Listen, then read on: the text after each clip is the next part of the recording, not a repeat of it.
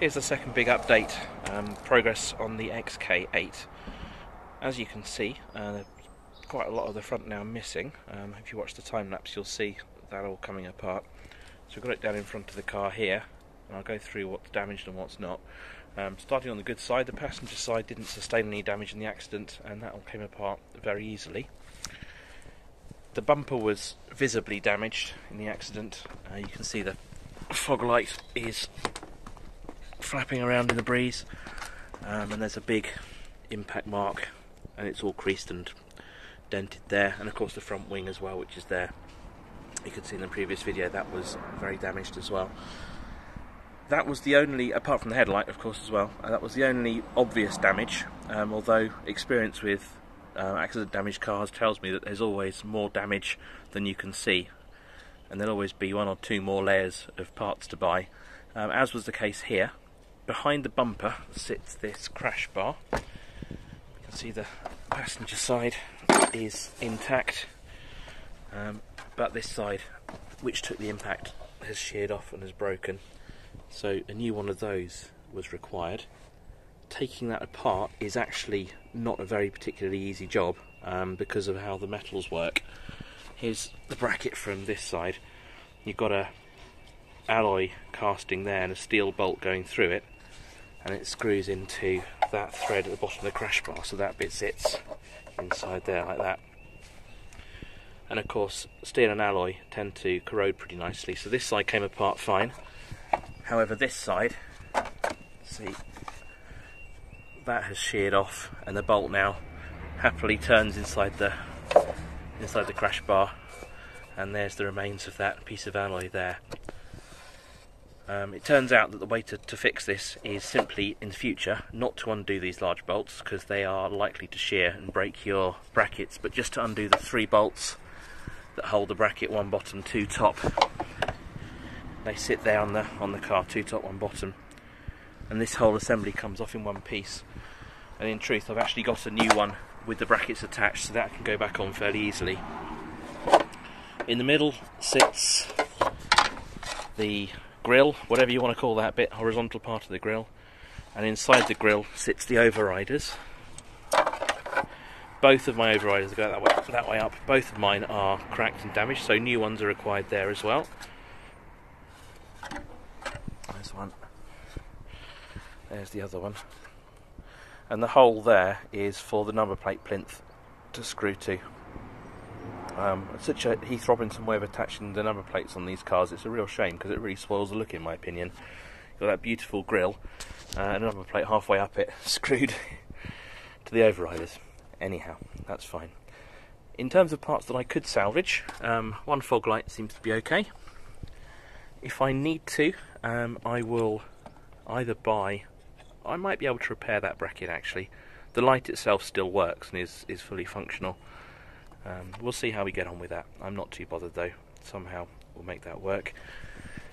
The under tray is in fine condition, albeit dirty. That can be cleaned up very nicely. Then onto the car. The only other damage left on the car, there are 2 bits. There's this leading edge of the bonnet, which I think I'm going to bend back and then either paint or get painted. And the only other bit of ugly damage, and this is going back to what I was saying earlier about finding a layer of damage beyond what you can normally see, is this bit here. So this bracket has been pushed back. You can see that's been concertinaed upwards, and it's somewhat mangled the corner of the washer fluid bottle, and that needs to be gently pulled back into shape. And that's an easy thing to do. I'm not worried about that, so I can pull that back into shape, and then I can rust proof, repaint as is needed to make that as good as it was prior to the accident. Other than that, the car is actually in really good shape. I had to have this wheel off to get the under tray undone, the wheel arch liner, so all this is going to get wax oiled and rust proofed. Got the charcoal canister that sits inside this wing here, and down at the bottom there. You wonder why these cars rot at the bottoms of the sills. Well, that was full of mud and silt down there, which I cleaned out when I took it all apart, and you just see that will rot from the inside out and as soon as you see bubbling, it's rotted all the way through. So unfortunate that the wheel arch liner doesn't protect it from that, but there you go, such is life.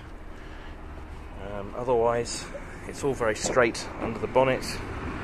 There's no worry about chassis legs deforming. Tops of the shocks are in fine condition. I think there are a couple of covers missing as part of the wing mounting there, but that's fine, I can sit there until I need it. Yeah, I think there's a cover missing on the other side as well. But this area is all fully in alignment and really happy, so I'm pleased about that. It's easy to get that back together again.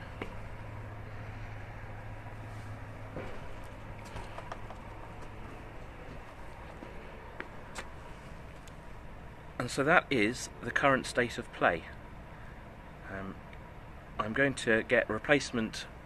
I've got the crash panel at the front there, new bumper, new wing, new headlight, and I need to fix, there's always this bracket underneath the headlight always seems to break.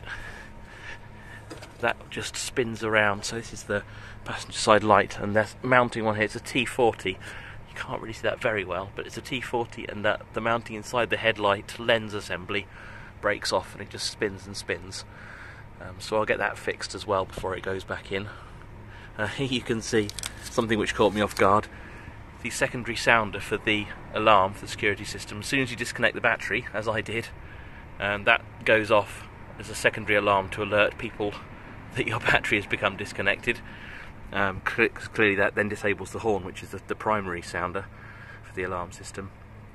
And they are known to have battery issues, so that the batteries that are soldered onto the main board break, denature and die, and then that causes all sorts of gremlins in your security system.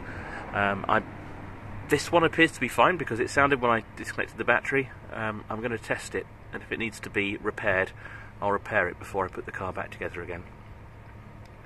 So that's it for now. I'll hopefully be able to do an update soon with the new parts and plans for rebuilding the car.